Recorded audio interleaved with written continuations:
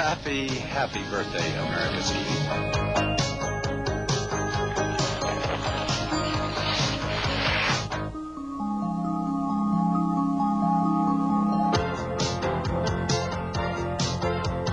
Happy 50th birthday, American Ski! Happy 50th birthday, American Ski!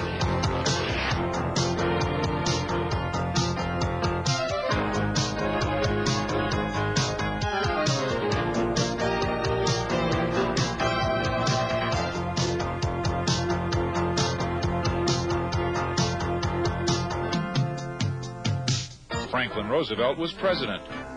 America was emerging from the Depression, dancing the jitterbug and singing pennies from heaven.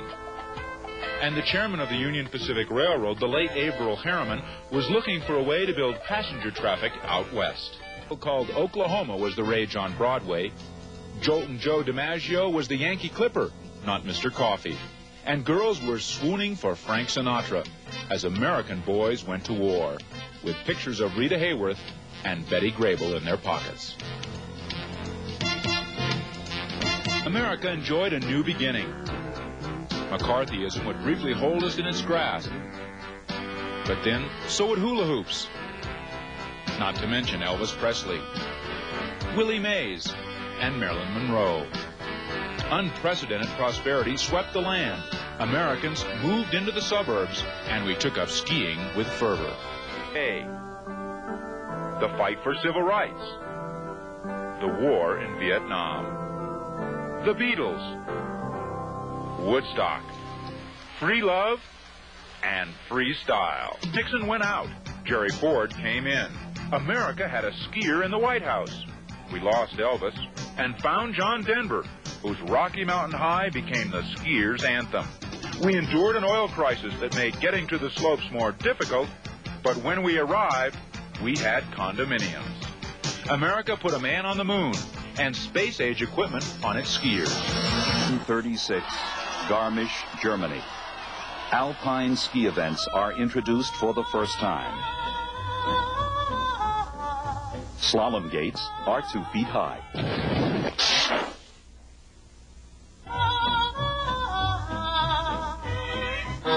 1942, San Moritz. Gretchen Frazier earns America's first Winter Olympic gold. On wood skis, leather boots, and strap bindings. 1956, Cortina, Italy. Tony Seiler achieves the unthinkable. 3 alpine golds in bear trap bindings while sporting a leather helmet. 1968, Grenoble, France.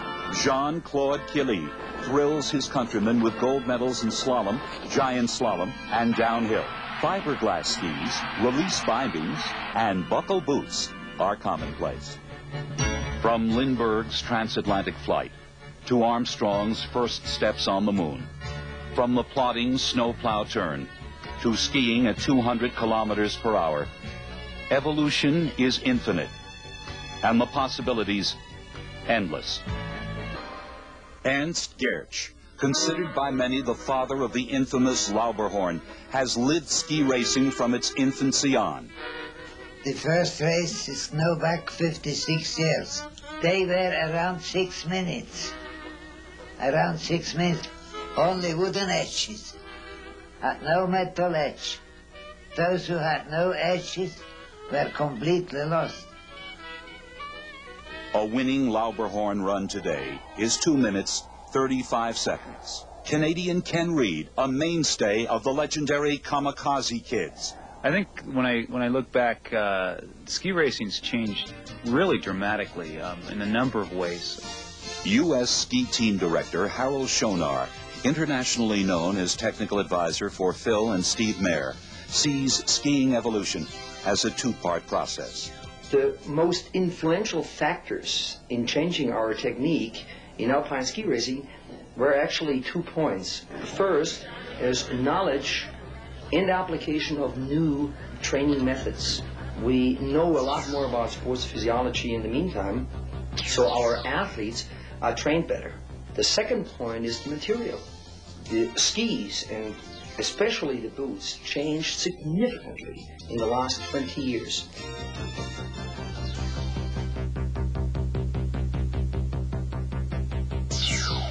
Two-time overall and reigning World Cup champion Mark Girardelli has observed change even in his own generation of young ski racers. Technique didn't change so much in downhill from 15 years ago to now. The technique in slalom and giant slalom changed much more.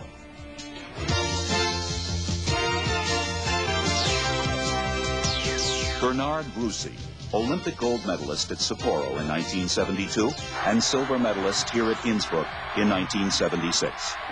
I started in the World Cup on 68 for 10 years, and I think we are still skiing the same technical way, but the technique became more and more exact, more...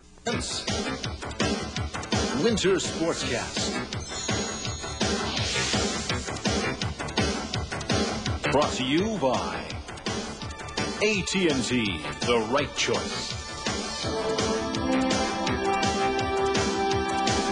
Ray-Ban sunglasses by Bausch & Lomb. And by Volvo, a car you can believe in.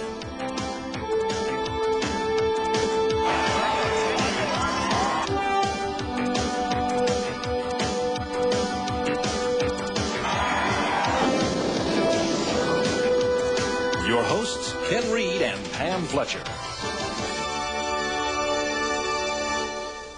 Welcome back. We've got another exciting half-hour planned for you, so sit back, relax, and enjoy as we take you back to Kitzbühel, Austria, for another preview of Kitz Carry Ski, the 50th anniversary of the Hahnenkamm. As you heard last time, this distinguished young man sitting right here won that race back in 1980. He led a group of Canadian downhillers known as the Crazy Canucks.